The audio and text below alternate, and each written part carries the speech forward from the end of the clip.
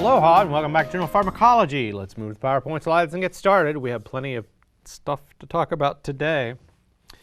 All right, in previous times it used to take me 2 lectures. I used to be able to get through the endocrinology lecture in 2 lectures, and now it takes 3. And so this is our 3rd endocrinology lecture. We're picking up with the last part of the endocrinology notes, the 4.2 endocrinology 2 notes. Someday I'll renumber all of this when I flip the class and somebody helps me.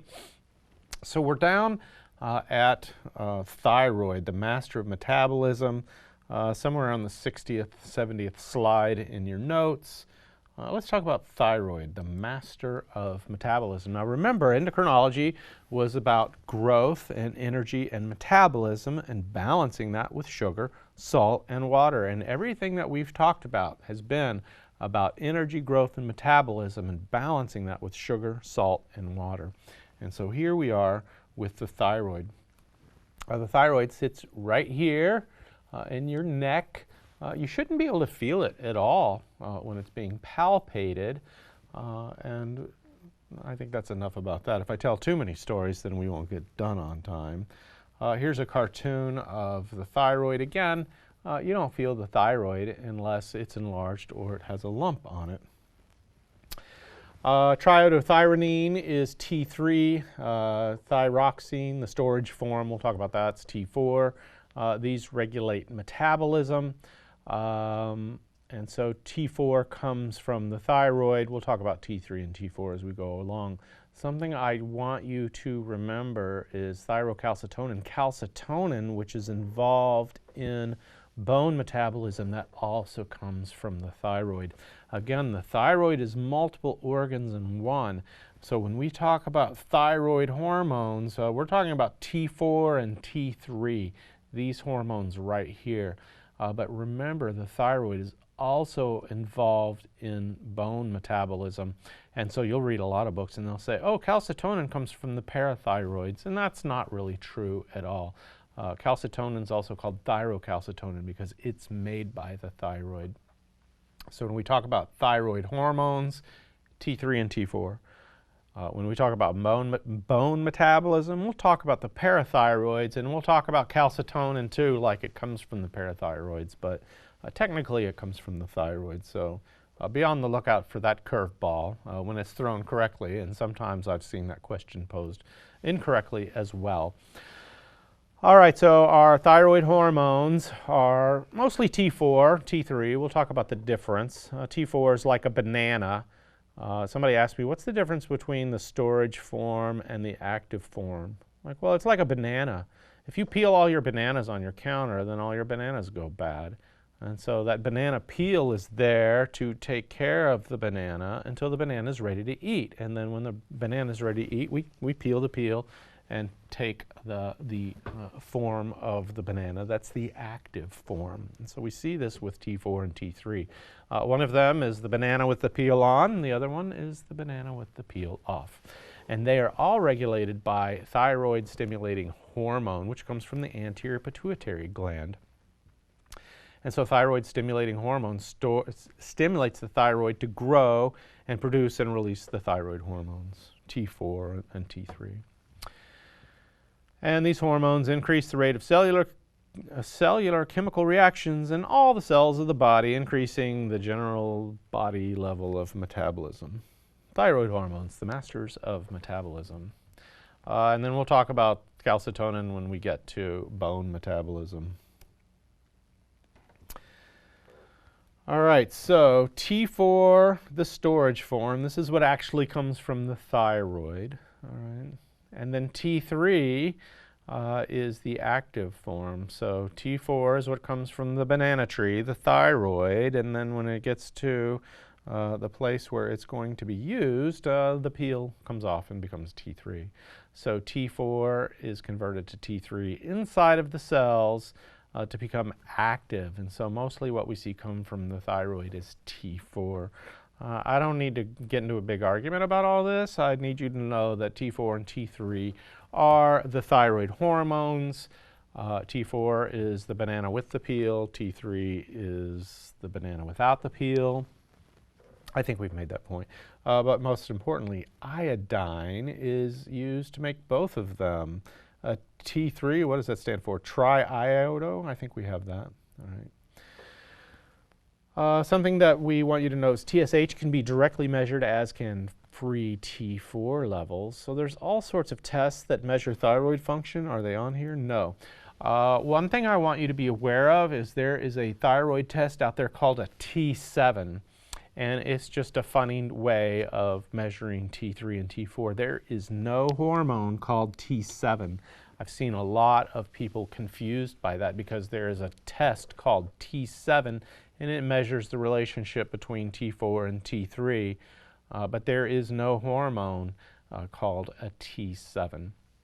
Well, the point of all that is that we usually measure thyroid function from TSH. Now again, thyroid stimulating hormone comes from the anterior pituitary and it signals the thyroid to grow. So I'll tell you right now, if no thyroid hormone is being made, then TSH levels will be really high because that's the brain yelling at the thyroid to get to work. If thyroid hormone levels are really high, that will suppress the brain from secreting TSH. So high TSH levels mean hypothyroidism. High stimulating hormone tells us that there's low production of thyroid hormone. And then the reverse, if we see low TSH levels, then we assume that there's high amounts of thyroid hormone coming from the thyroid. There's all sorts of tests to measure thyroid function, and we won't go into that today. All right, let's talk about the word goiter. Goiter refers to a uniformly enlarged thyroid. Sometimes we'll talk about nodular thyroid, which it has little nodules on it. Or I'm sorry, we'll talk about a nodular goiter. But truly a goiter is a diffusely enlarged thyroid. And so here's a great picture of someone with a severe goiter, and he's showing off his guitar collection. Maybe someday I'll bring mine in here and show mine off. So anyway, he has a very enlarged thyroid, and what I wanted to point out is you can also see the thyroid pointing through his chest. Now right now, look at him. He's happy. He's doing great. He's showing off his pictures, and so it's really hard to think, oh, well, that's due to some kind of cancer. Well, if that was cancer, it would be ravaging his body, and he would not be looking so healthy. And so we know that's a goiter, quite simply from the time, and then this used to actually be quite common due to a lack of iodine in the diet. Hopefully that's on there. Great. One thing I want to show you very carefully is his thyroid. We tell you in class that it's right here, but as you embryologically evolve, as you develop as a child, as an embryo, there's a little tail that sticks down into your thorax. And so some people with a goiter, we pay attention to that part right there, can extend through the chest. And so here his goiter is coming in between his ribs and growing. And I make that point now because sometimes people with thyroid cancer will have to have a sternotomy, will have to open their chest to actually access all of the thyroid. And so it's confusing for people because they're like, well, Dr. Farmer told us the thyroid was in our neck, and now somebody has thyroid disease, and we're looking in the chest for this thyroid disease. And so that's what I liked about this picture. It showed not only is thyroid hugely enlarged, but it's so enlarged that the tail of his thyroid that's down in his thorax is pushing through his ribs. So a goiter is a diffusely enlarged thyroid when we're being technical. What I want you to know is that a goiter can be associated with anything. It can be associated with hyperthyroidism. It can be associated with hypothyroidism. So just because somebody has a goiter doesn't mean that they are on one side or the other side of the thyroid function. However, somebody with Graves' disease and hyperthyroidism, they would not be able to survive with a thyroid that big. And so this is due to iodine deficiency, which was very common before the modern diet. And so his goiter is due to iodine deficiency, because what happens with the iodine deficiency, because there's no iodine, then the thyroid can't make T4 and T3, and then the brain senses this, and TSH levels go up, which makes the thyroid grow and work harder, but there's no iodine, so there's no hormone, and so TSH levels continue to go up and keep stimulating the thyroid to grow and grow and grow and grow and not make hormone. And so that's what those iodine deficiency goiters were due to. That's why we put iodine in table salt. If you look at the salt that they sell at the store, it'll say iodinized, and that's because they add iodine. And when they started adding iodine to table salt, we quit seeing this. We quit seeing iodine deficiency goiters. And so now with a modern diet, we don't really need iodine replacement as much as we used to, but it still appears in the salt. However, goiters can also be associated with Graves' disease. With the iodine deficiency, that goiter is not associated with thyroid function. However, in Graves' disease, that hyperthyroidism also results in excessive thyroid hormone levels. And so I want you to just remember that goiter can be associated with hyperthyroidism, and the picture we saw is from old times, iodine deficiency. Goiters can be associated with things that we eat. Goitrogens. I used to have a list of that on my slides. You guys can Google goitrogens. There might be something in clinical discussion about that. But there are certain foods that certain people respond to by developing a goiter. Certain viral conditions can result in goiters. Certain stresses can result in goiters. So again, we don't see iodine deficiency goiters because iodine deficiency is rare in the modern diet. And again, that's why they put iodine in table salt. And I think we've talked about why iodine deficiency causes diffuse hypothyroid goiter, because again, the iodine deficiency will eliminate synthesis. T3, there we go, triiodothyronine is what T3 is. That's iodo, comes from iodine. And so iodine deficiency results in decreased T4 synthesis, and because of the decreased T4 synthesis, this stimulates the anterior pituitary gland to release more thyroid stimulating hormone. So we have really high thyroid stimulating hormone stimulating the thyroid to grow, but it's not making anything because of lack of iodine.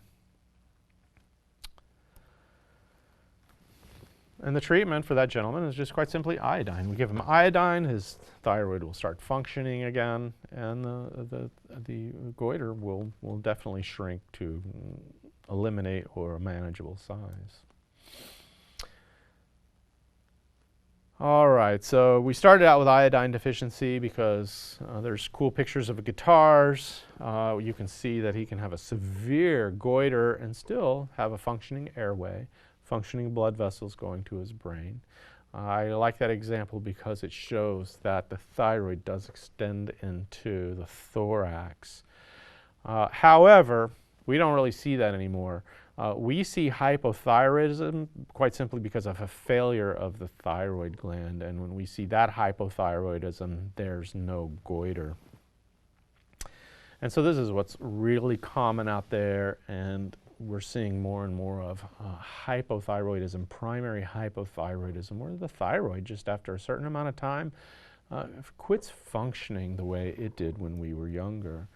And so when we see hypothyroidism, we'll see low T4 levels, therefore low T3 levels, but we'll see an elevated TSH, and this is what confuses people. TSH is thyroid stimulating hormone. That's the brain's way of yelling at the thyroid, telling it it's not working. And so when we see high TSH levels, that means hypothyroidism, because this is what stimulates that. And so when we have low T3, T4 levels, then we're going to have elevated TSH levels. All right, so what I want you to remember is hypothyroidism. When we screen using a TSH, if the TSH is high, that tells us that's hypothyroidism. It's called primary hypothyroidism because the problem is with the thyroid. The thyroid is not making hormone in response to appropriate TSH levels, and so the TSH levels will go up and the thyroid doesn't respond. Hypothyroidism due to some kind of anterior pituitary dysfunction is super rare, because if there's an anterior pituitary disorder, there's all sorts of other stuff going on. That'll be called secondary hypothyroidism. So that is possible. Maybe their hypothyroidism is due to low TSH, but we don't ever see that. We rarely see that. What we see is high TSH levels due to primary hypothyroidism. I don't know why I'm pointing at the slides with my hands all of a sudden. All right, so primary hypothyroidism, low thyroid hormone levels, high stimulating hormone levels coming from the anterior pituitary. That's why high TSH levels are an excellent screen for low thyroid hormone levels. And this is confusing for people, and so I need you guys to spend a minute thinking about that, realizing that a high TSH means low thyroid hormones, because I can assure you there have been countless times where my trusted assistant will hand me a high TSH and say, oh, look, their thyroid hormone levels are high. I'm like, no, high TSH means low thyroid hormone levels. Hypothyroidism can be asymptomatic. Sometimes we'll find it on a screen. Sometimes it's the other way around. They'll start having symptoms of hypothyroidism and we won't detect it on lab work. That's an interesting discussion for a bunch of experts. However, the typical symptoms of hypothyroidism are lethargy, sleepiness, fatigue. We've seen this before. Maybe a change in their mental status, their personality. Maybe they're intolerant to cold. Maybe they're gaining weight, which is less specific nowadays than it was. Dry, coarse hair, constipation and menstrual irregularity. If somebody's complaining of constipation, if a woman is complaining of irregular menstrual cycles, one of the first things we'll do is get a TSH to see if they're hypothyroid. Again, high TSH levels indicate hypothyroidism. Severe hypothyroidism results in something called myxedema, myxedema, depending on who you're arguing with.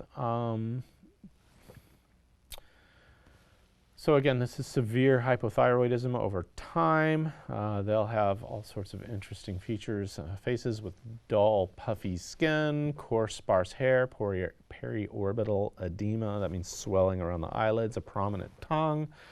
Here is a picture from the internet of somebody with myxedema, periorbital edema, coarse, sparse hair, prominent tongue. I guess we don't see that. Dull, puffy skin. I guess that's hard to tell from a picture. This can be severe enough to cause neurologic injury and coma. There is something out there called myxedema coma. I don't have that in this slide. All right, and then in the children, profound hypothyroidism results in something we used to call cretinism when we were less politically correct.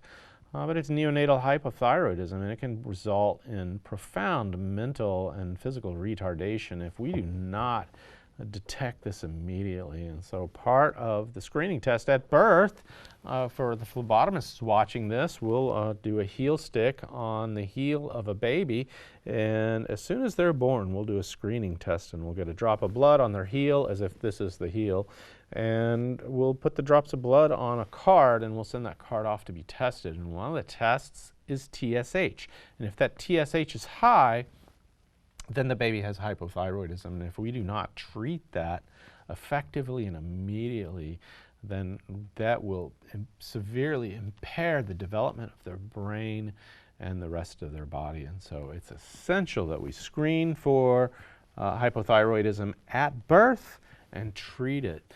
Now, the interesting thing is that we can treat them with the same medications that we treat adults, especially for very low income, uninsured patients who end up coming to me with their children because there was nowhere else for them to go. We treated them by putting Synthroid in whatever, just a tiny dose of Synthroid into either their milk, applesauce, depending on whatever they were eating. And so this is something simple to treat as long as we can identify it. All right, after all that, the star of the treatment of hypothyroidism is levothyroxine Synthroid. It's a thyroid replacement hormone. It's a synthetic form. It's very commonly used. You might see Armour thyroid used, which is from animals. We talked about in older times we used to get hormones from the animal slaughterhouses. We'd collect their organs and get hormone from them, and that's how Armour thyroid hormone is made.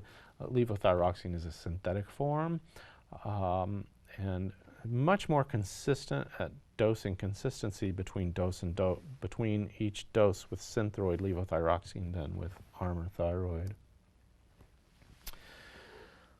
All right, so because the thyroid is the master of metabolism, we have somebody who is hypothyroid, and now we started them on Synthroid. Again, with all these chronic conditions, we want to start gently and work our way to a euthyroid state. And so something to keep in mind is these people are hypothyroid. And when we start Synthroid, we're going to increase their metabolism. So they might need to increase their dietary, they might drive an increase in caloric intake because of the increased metabolism. Something else that we see is that in somebody who's hypothyroid, maybe they have a sedentary lifestyle, and now replacing their thyroid hormone, quite simply because we see low levels on their lab work, we start giving them thyroid replacement, increasing their metabolism, and then that increases their oxygen demand. And so especially in people who have sedentary lifestyles, if they're diabetic and smoking and hyperlipidemic and diabetic, uncontrolled hypertension, I think we mentioned that. If we start them on Synthroid, we're increasing their oxygen demand. And so this can lead to cardiac ischemia. And so we have to be very careful when we start people on Synthroid that we take a good cardiac history prior to that. And then if they're starting to have signs of angina, cardiac insufficiency, or coronary artery insufficiency, then we need to take that very seriously. And so that's something that they kind of leave out of the talking about Synthroid replacement. They say, oh, you get this lab work, and then if the lab work, if their thyroid hormone is low with a high TSH, well, you just give them Synthroid until those levels match out. I'm really resistant to the concept of using medication to treat lab work. I think we need to be thinking about using medication to treat symptoms and then let the lab work tell us that we're staying pretty close in between the lines. But this is very important right here. Synthroid, starting thyroid replacement hormone, will increase their metabolism, increase their nutritional demands, will also increase their oxygen demands, and can lead to cardiac artery insufficiency, lead to chest pain, lead to angina. And so we need to do a cardiac workup on anyone that we think is at risk for cardiac symptoms due to the increased metabolism. Well, let's talk about some hyperthyroid states. So hyperthyroid, we'll see elevated T4 and T3 levels, but the TSH will be very low. It'll be suppressed. And so when somebody's hyperthyroid, we'll see TSH suppression. The TSH will be low. There's certain cancer states where we'll want that. The TSH will stimulate a thyroid cancer, and so we'll give them medication specifically to suppress TSH, so that won't stimulate tumor growth. It's very rare to see secondary hyperthyroidism. We'll talk a little bit about something close, but when we see hyperthyroidism, we usually see low TSH levels. All right, there are two autoimmune disorders here. The one I want you to know about is Graves' disease. It's not really an autoimmune disorder. I think we explained that pretty well. Early thyroiditis is definitely an especially Hashimoto's thyroiditis. Adenomas of the thyroid, functional adenomas of the thyroid, are thyroid tumors that secrete too much thyroid hormone. Then they can have excessive thyroid medication use. Well, let's see here. All right, this is what I want you to see. Graves' disease is caused by antibodies that mimic the action of thyroid stimulating hormone.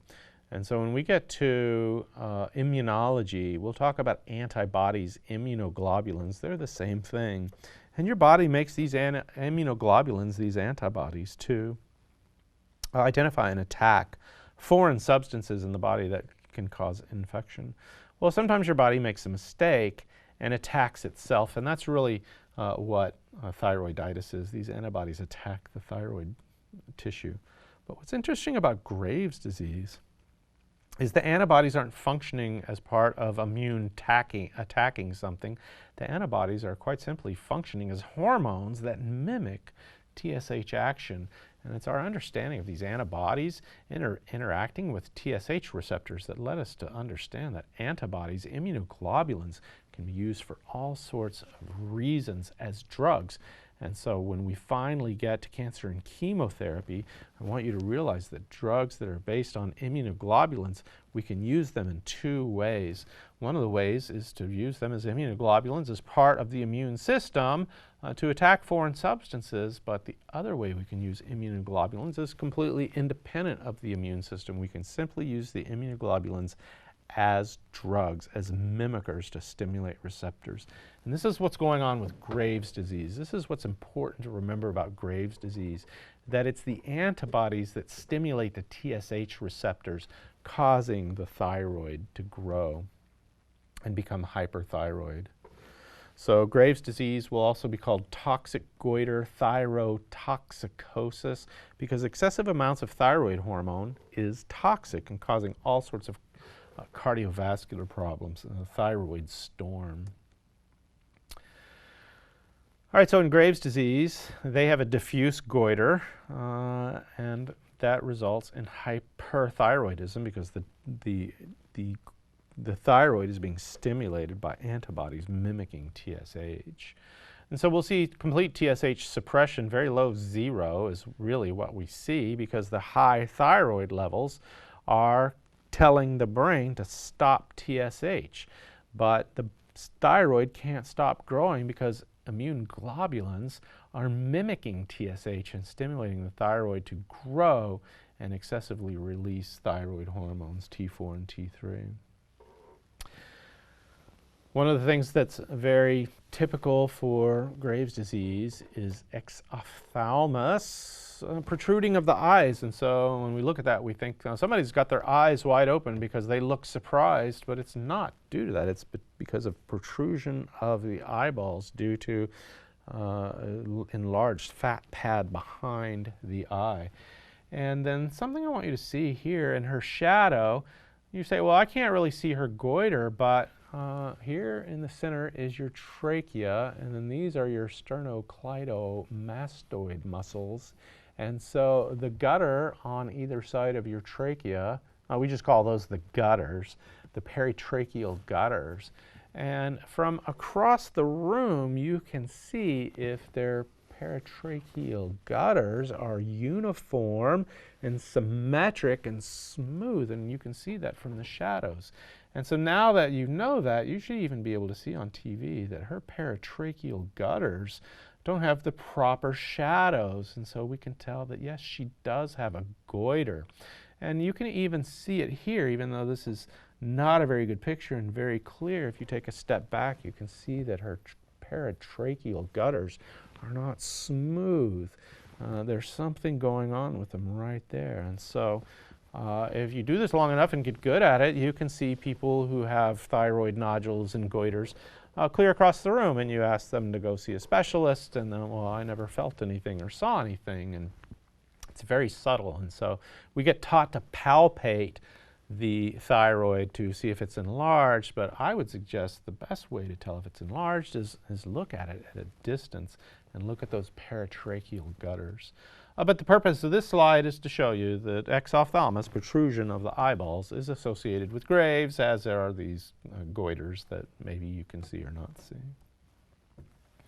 Again, functional adenomas just produce too much hormone. And so functional adenoma of the thyroid is a tumor that produces too much thyroid hormone. That's different than Graves' disease, which is a diffuse hyperthyroid goiter caused by excessive amounts of antibodies mimicking TSH. And so Graves is very dangerous. That's why they call it thyrotoxicosis, and so we'll get back to that. Another reason of thyrotoxicosis is a functional adenoma. If there are functional adenomas, they get large enough, like greater than 3 centimeters, or there are several of them, which is rare. They can make too much thyroid hormone as well. Functional adenomas that are large, greater than an inch, will result in hyperthyroidism. Functional adenomas of the thyroid result in hyperthyroidism and requiring some kind of treatment. Nodular thyrotoxicosis. Right. Again, since the thyroid hormone controls metabolism, people with thyrotoxicosis can have severely high metabolic rates. 40 times, I want you to know that really they have severe increases in their metabolic rate. So then when we go and treat this, then we have to counsel them that they are going to require less nutrition because of the decrease in metabolism. And so maybe they're used to eating a lot of food, getting a lot of nutrients to support that increased metabolism. And then once we treat it, we have to let them know that they have a lot less metabolic rate from their basal. They have a much lower metabolic rate than they would when they were hyperthyroid. And so there is nutritional counseling involved with treating these people. All right, so thyrotoxic crisis is also called thyroid storm. It results in severe tachycardia. That's why the treatment is a beta blocker to decrease the cardiovascular manifestations of the severe tachycardia. But when the heart's beating so fast it can't fill, that results in heart failure, which then can result in shock, a complete collapse of blood pressure. Hyperthermia up to 105.3, that's when that temperature starts being incompatible with life. That's why they tell you up to 105.3. Agitation, seizure, coma, and even death due to thyrotoxic crisis, thyroid storm. And again, that's why the cardiovascular manifestations are immediately treated with beta blockers, blood pressure medications. And so in the meantime, while we're trying to treat somebody for a hyperthyroid state, we might want to start them on blood pressure medications, and they'll say, oh, well, I don't have high blood pressure. What are they giving me this for? And this is to prevent the cardiovascular manifestations of the thyroid storm. So again, we have to be very careful about using these words as blood pressure medications are antihypertensives, because maybe we're giving these medications to somebody to prevent thyroid storm while we're working them up. And they, well, I'm not hypertensive. And so we have to spend a little bit extra time explaining this. Something you might see if you do nuclear medicine is something called radioactive iodine ablation. We talked about isotopes during the very first lecture. I promised not to talk about isotopes, but iodine 131 is radioactive, and it's destructive to the thyroid. And so there are radioactive forms of iodine 127, I think. You can correct me. It's great for imaging. But 131 is radioactive and for ablation. And so again, the different isotopes just vary with the number of neutrons, but as those neutrons fall off, they create radioactivity. And so if somebody is being treated with radioactive iodine ablation, they'll be in a room that has lead protective barriers, and they'll get treated like they are radioactive. And not only does the thyroid take up the radioactive iodine, but it also destroys the thyroid. And so you might see this used in hyperthyroid states. There are medications that interfere with T4 synthesis. I'll do that now before I get any more emails about that. So these are the anti-thyroid drugs, propylthiouracil, known as PTU, and then methimazole, which is tapazole, is an anti-thyroid drug as well. All right, well, here is another seeming contradiction in endocrinology. Even though the lack of iodine will result in a hypothyroid state. Giving a large, rapid dose of iodine will inhibit T4 production as well.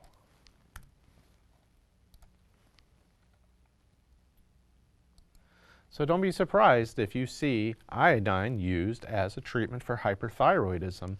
Now, in a normal thyroid that's not getting iodine, it will be hypothyroid and become enlarged and grow a goiter. And we can use iodine as a replacement to repair that. In a hyperthyroid state, a very large, rapid dose of iodine is going to interfere with thyroid hormone synthesis. And so you'll see iodine, SSK, Lugol solution. Sometimes they're used in hyperthyroid treatments as well. Let's wrap things up and talk about bone homeostasis. All right, again, endocrinology is about growth and metabolism and energy and balancing that with sugar, salt, and water. Now, when you think of salt, you think of sodium chloride, but in chemistry, salts are anything that results in ions in solution. And so here, we're going to talk about salts. We're going to talk about calcium and phosphate salts. Now, if you remember, in cellular function, calcium was essential for neurotransmitter release. Calcium is essential for muscle function, not only striated muscle, but smooth muscle and cardiac muscle as well. And then we talked about how important phosphate was for energy regulation. So even when we talk about homeostasis, we're still talking about energy regulation. We're still talking about salt regulation. Here we're talking about calcium salts, phosphate salts, and bones are important in the regulation of these two. All right, so we think of bones, we think of these solid things like rocks that don't change. These archaeologists find bones from way past, and so you think of them as these structures that don't do anything. Maybe they provide a structure like for the frame for the body. But inside, we think of them as, oh, well, they form hematopoiesis, which is blood formation. Something I want you to remember about the bones is that they are the essential reservoir for calcium and phosphate. And even though we think of bones as being these solid things, I want you to think about the bones like being a liquid reservoir for calcium and phosphate, because the bones can readily pick up calcium and phosphate and readily release that, just as if they were in ions in solution, because the bones are very active in not only taking up calcium and phosphate, but releasing that back into the serum as well. So bones readily absorb calcium and phosphate, and bones readily release calcium and the phosphate in response to the body's needs. I used to have is that on here? Someday I'll find all the slides that I've worked on here. So I want you to think about the bones as like being a liquid reservoir for serum and calcium. Your body can readily increase the amount of calcium and phosphate needed or use the bones for storage. So bones are in rapid homeostasis with serum calcium and phosphate. So I want you to get out of that bones being like stone structures that don't change. I want you to think of them as very alive and living organs that not only produce blood, but they also are essential in homeostasis, the body's homeostasis with calcium, which is essential for muscle function, and phosphate, which is essential for energy. And it's done, this readily available reservoir for calcium and phosphate is done because these cells are always going on, these cells are always working in the bones.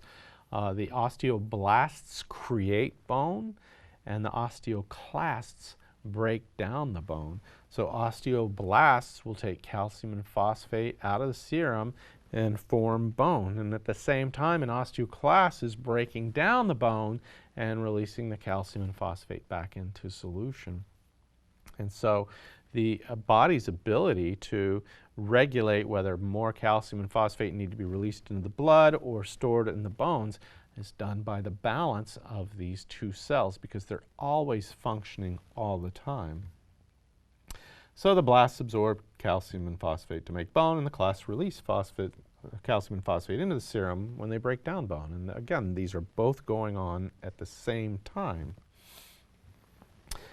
So because they're constantly working, your body just has to tell one of them to speed up or slow down to change the balance or homeostasis. And so that's how bones can readily absorb calcium and phosphate or release calcium and phosphate, because the osteoblasts and osteoclasts are constantly working together for homeostasis. All of that is regulated by parathyroid hormone, which comes from the parathyroids, and vitamin D. All right, so vitamin D is a prohormone. D2 is converted to by the body into vitamin D3, and so both vitamin D2 and D3 are on the top 200 list, and so vitamin D2 is what commonly we take in, and we convert it into vitamin D3. Naturally comes from sunlight. Your liver and kidneys are involved in this conversion as well. The parathyroid glands are, there they are. On a good day, they look like little black beans in 4 places in the thyroid gland. Sometimes we do not see parathyroids as individual little black beans, and sometimes I can assure you that those little parathyroids are not collected in 4 little locations. They're diffused throughout the thyroid for reasons I think we might get to. Again, the parathyroids are those 4 little islands in the thyroid gland, and they secrete parathyroid hormone. Parathyroid hormone is the master of calcium regulation and bone homeostasis, along with vitamin D, and I'll show you a chart for that. So again, parathyroid is required for both the osteoclasts and the osteoblasts to function the way they're supposed to. And again, vitamin D, prohormone D2, active hormone D3, that is essential for all of this. And so that's why you see people with osteoporosis, women osteoporosis, they get calcium supplements. They might take PTH analogs, and all of that will not work without vitamin D. All right, well, on a good day, for a surgeon, the parathyroids are well demarcated and very clear within the thyroid, because when we remove thyroids, if there's going to be a thyroidectomy, a surgical thyroidectomy, we want to leave the parathyroids behind. And on a good day, when we do a thyroidectomy, the parathyroids are easily identified and left behind. On other days, the parathyroids are not identifiable at all, either because of their color or they're not in these unique islands. They're diffused out into the thyroid, and so sometimes during thyroidectomy, we end up taking the parathyroids with that, and we need to be on the lookout for that, and I think we get to that. All right, so what we want to show you from this is the effects of vitamin D and parathyroid hormone and calcitonin on calcium and phosphate regulation in the body. And so we're going to start here with the gut. Calcium and phosphate are taken into the gastrointestinal tract and then passed out of the gastrointestinal tract. All right, so if all the calcium and phosphate that went in went out, that wouldn't help us. All right, so we need the calcium and phosphate to end up in the serum. And so here the calcium and phosphate come in, and somehow we need to absorb that calcium and phosphate into the serum. And the reason that says D and a plus sign is vitamin D facilitates the absorption of calcium and phosphate from the gut into the serum. All right, so vitamin D, essential. Now I told you the bones were like a liquid reservoir where calcium and phosphate can readily go into or out of the bones. And just ignore that CT negative sign right there. The first thing I want you to see is that parathyroid hormone, the reason it says PTH plus and D plus is that vitamin D and parathyroid hormone are required to get calcium and phosphate into the bone. And vitamin D and parathyroid hormone are required to get calcium and phosphate out of the bone. And so this in and out step is mediated by vitamin D and parathyroid hormone. Great, so that's important to know. What's essential in clinical pharmacology is this right here. Calcitonin comes from the thyroid, and it has a negative sign next to it because it prevents this step. It prevents calcium and phosphate coming out of the bones. And so we used to call that calcibone-in, keeping calcium and phosphate in the bones. And so this is why calcitonin and its analogs are used in osteoporosis, because it blocks this step of calcium and phosphate coming out of the bones and back into serum. And so that's the point I wanted you to see with this, is that vitamin D and parathyroid hormone are required for getting calcium and phosphate in and out of the bone, but calcitonin prevents the breakdown of the bone. Calcitonin prevents osteoclastic activity and promotes osteoblastic activity, preventing calcium and phosphate loss from the bones. All right, well, since we're on the subject, some people talk about this. What I want you to see is loss of calcium and phosphate from the kidneys into the urine. That's what they're showing you here, is that calcium and phosphate is eliminated from the kidneys as well. Notice that vitamin D prevents this step. Vitamin D encourages our kidneys to retain calcium and phosphate. And notice that calcitonin stimulates the loss of calcium and phosphate from the kidneys. But what I want you to see is parathyroid hormone has exactly the opposite effect on calcium and phosphate. It says PTH negative here because parathyroid hormone prevents the loss of calcium from the kidneys. But it says PTH positive over here because parathyroid hormone facilitates the loss of phosphate from the kidneys. And so I wanted to draw your attention to that, because if somebody is missing parathyroid hormone, then they're not able to inhibit this calcium retention step, and so they will lose calcium and retain phosphate. And so that's something I want you to keep in mind if you get to thyroid surgeries. People who have thyroidectomies for whatever reason, if we damage their parathyroids, then we're looking for imbalances in their calcium and phosphate levels. And someday we'll go through all that. All right, so again, calcitonin was made by the thyroid, and it prevents breakdown of the bones by interfering with osteoclastic inhibition. I think I read something about osteoblastic stimulation. I don't think I need you guys to know that.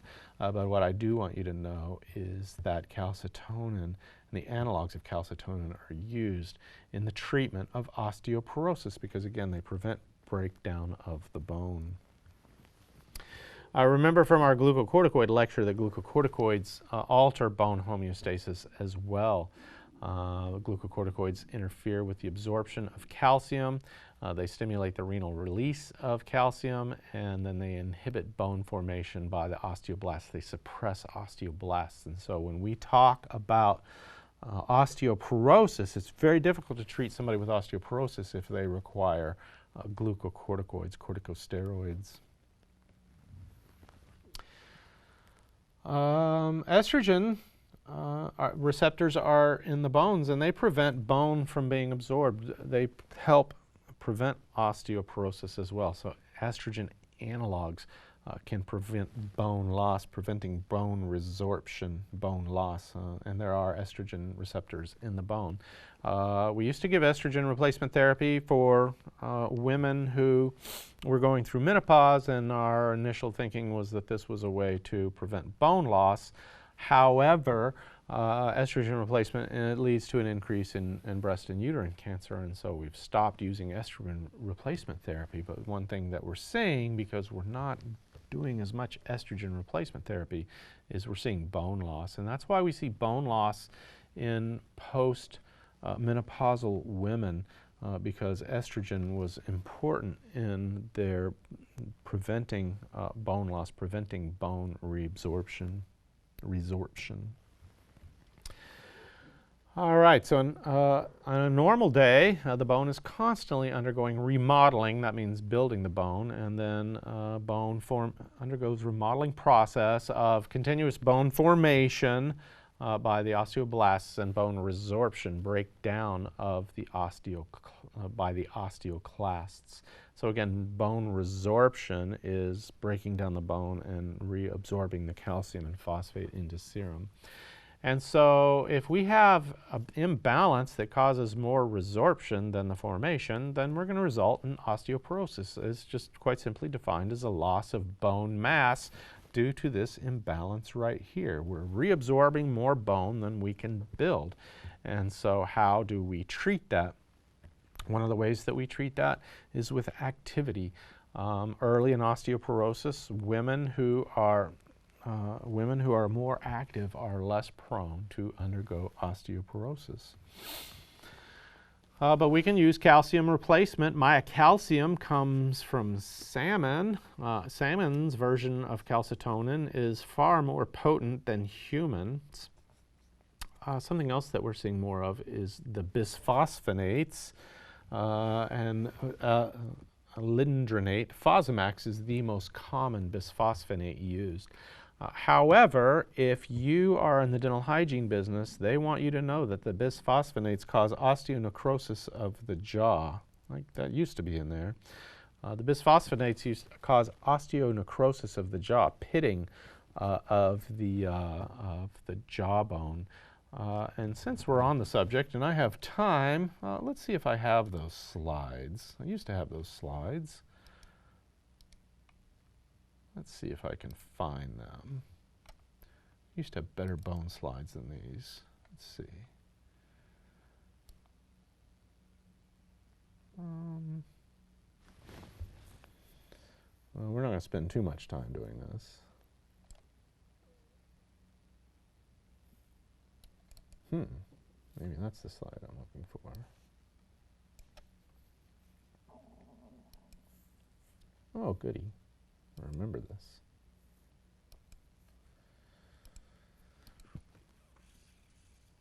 All right, good. So the bisphosphonates cause osteonecrosis, osteobone necrosis, death of the jawbone. And so this is one of the big problems we see with the bisphosphonates. And so the other day I was taking my child to the orthodontist for her tour with braces, and one of the first things they wanted us to sign is that this person is not on bisphosphonates. Okay, so the bisphosphonates are poorly absorbed, especially with food, and so you'll see people who take Fosamax, they'll have to take it on an empty stomach and sit upright for 30 minutes to an hour until the drug is absorbed. And again, Fosamax, alendronate, is the most common bisphosphonate of all of these. It should be at the top of the list, and I'm not sure all the rest of these are still on the market. But Fosamax certainly is, and it's the most commonly used bisphosphonate by far. There's osteonecrosis of the jaw. This is there for you dental hygiene students who are going to excel in your pharmacology knowledge. And all of that comes from, we'll find that link sometime. If we get to breast cancer, we're going to notice that some of the drugs that we use for breast cancer are going to also be used for osteoporosis. And so here is a selective estrogen receptor modulator. They'll be called SERMs. And here we have a raloxifene of Vista being a selective estrogen receptor modulator. Again, estrogen receptors are on the bone, and if we can stimulate those estrogen receptors on the bone, we can stimulate retention of bone mass. Sometimes we'll add parathyroid hormone analogs like teriparatide, which is Forteo in the treatment of osteoporosis. However, we must maintain calcium and vitamin D levels through diet and supplementation for any of those treatments to work effectively. Well, I think that's more than enough endocrinology. When we come back, we'll start talking about immunology, and then we'll talk about HIV and AIDS. So until then, aloha.